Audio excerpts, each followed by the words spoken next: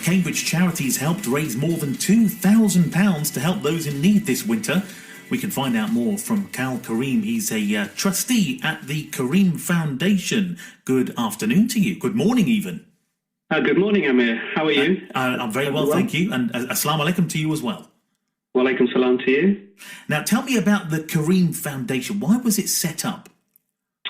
Well, we were registered by the Charity Commission in September, so we're a local-based charity based in Cambridge, trying to support the needs of the vulnerable in Cambridge and Cambridgeshire. But we've really been working since the pandemic, since the first lockdown in March, where we've been providing food, utility top-ups, blankets, duvets, heaters for people that are in desperate need in the local Cambridge community.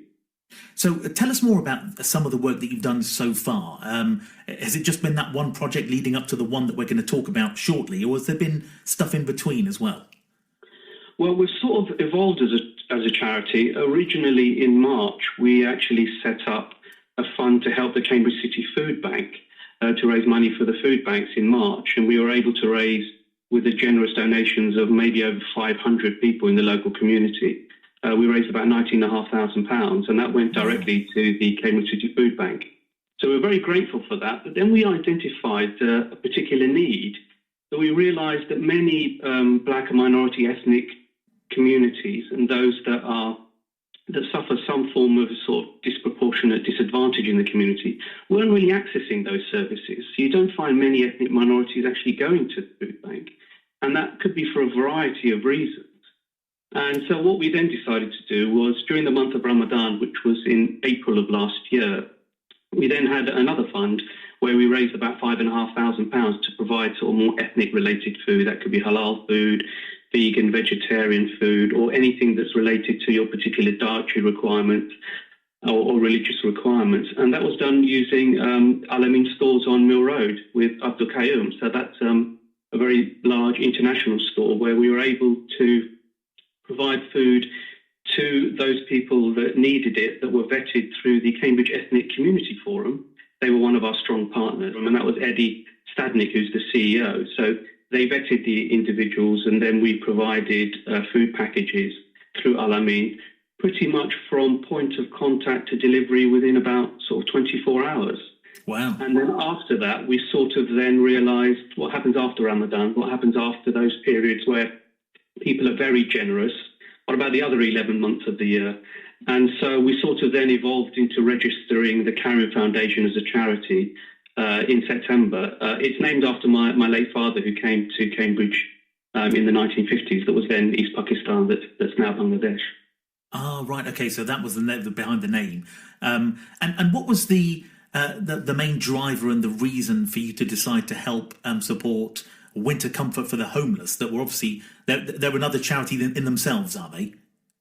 Yes, they are. I mean, Winter Comfort for the Homeless have been helping homeless individuals for nearly 30 years. I think this year is going to be their 30th anniversary. So okay. we wanted to sort of collaborate and have partnerships with sort of local organisations, because we can't deal with a lot of the problems that have been magnified because of COVID and because of the pandemic and because of all the lockdowns that we've had. So Winter Comfort were in need of a variety of clothes, and they were also in need of footwear as well.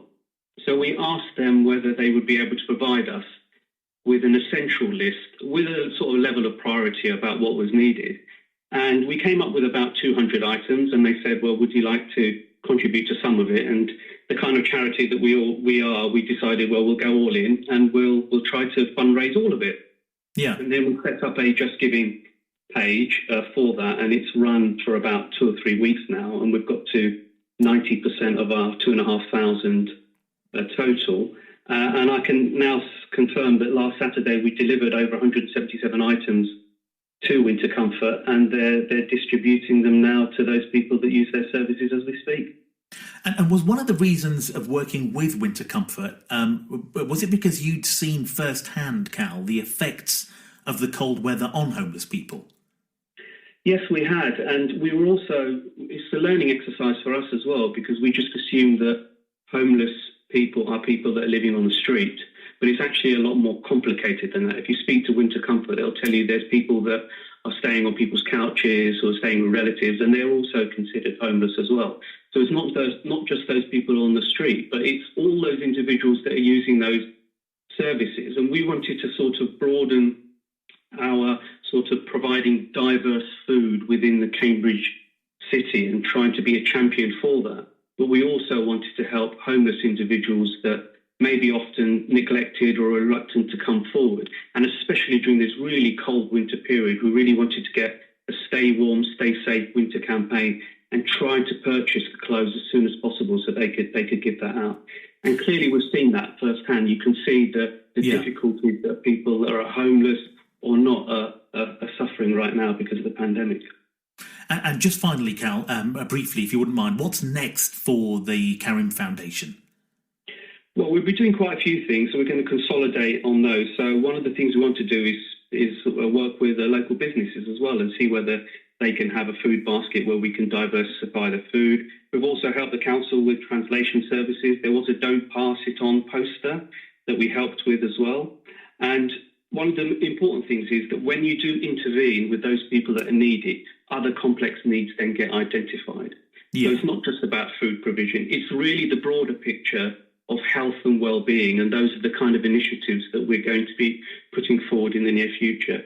So if you look out on our website, which is karimfoundation.co.uk, all of those kind of things we're going to be pushing over the next year or so. Sounds amazing. Great work that you're all doing. It's fantastic. Thank you so much for joining us. That's Kal Karim, a trustee at the Karim Foundation, and he spearheaded the Stay Warm, Stay Safe winter campaign.